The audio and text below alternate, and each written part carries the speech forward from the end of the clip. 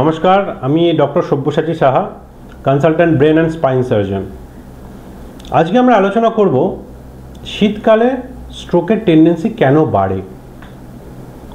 Already December মাস পড়ে গেছে, সামনে জানুয়ারি মাস। আমাদের বাঙালি মনে একটা পিকনিকের আমেজ কিন্তু অলরেডি চলে এসেছে। কিন্তু আমাদের একটা জিনিস ভুলে গেলে হবে না, এই ডিসেম্বর, জানুয়ারি এবং ফেব্রুয়ারি মাসে স্ট্রোক কিন্তু আমরা খুব বেশি মাত্রায় দেখে থাকি। এর পিছনে কিছু সায়েন্টিফিক কারণ রয়েছে, যেগুলো নিয়েই আমরা আলোচনা করব আজকে, এবং কি করে এটাকে প্রিভেন্ট আপনারা করবেন সেটা নিয়েও আজকে আমাদের আলোচনা থাকবে।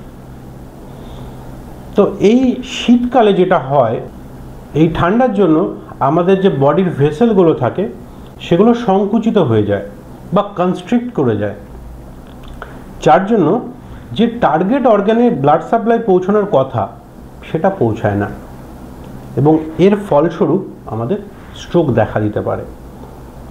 এটা একটা গেল কারণ। আরেকটা কারণ হচ্ছে ইনঅ্যাক্টিভিটি।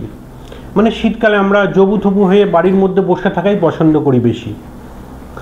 সেই কারণের জন্য কিন্তু এই lack of exercise and activity সেটাও কিন্তু একটা স্ট্রোকের চান্স বাড়িয়ে দেয়। আরেকটা হচ্ছে যে ডিহাইড্রেশন।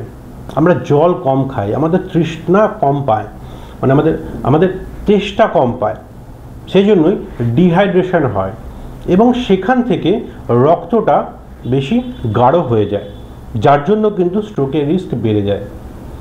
তাহলে এই স্ট্রোক কী করে আপনারা প্রিভেন্ট করবেন? যতটা সম্ভব বডিকে ওয়ার্ম আপনাদের রাখতে হবে।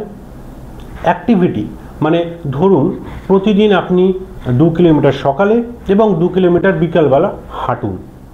অ্যাক্টিভিটির মধ্যে থাকলে কিন্তু আপনার এই স্ট্রোকের চান্সও কমবে। আর অ্যাডিকুয়েট হাইড্রেশন মেনটেন করুন। মানে আপনার তেষ্টা না পেলেও আপনি কিন্তু মেপে রাখুন যে আপনাকে 2.5 থেকে 3 লিটার জল কিন্তু সারাদিনে খেতে হবে। এই ছোট্ট ছোট্ট টিপস যদি আপনি ফলো করেন, তাহলে কিন্তু আপনি আপনার বা আপনার পরিবারের লোকেদের স্ট্রোক হওয়ার হাত থেকে বাঁচাবেন। ভালো থাকুন, সুস্থ থাকুন। নমস্কার।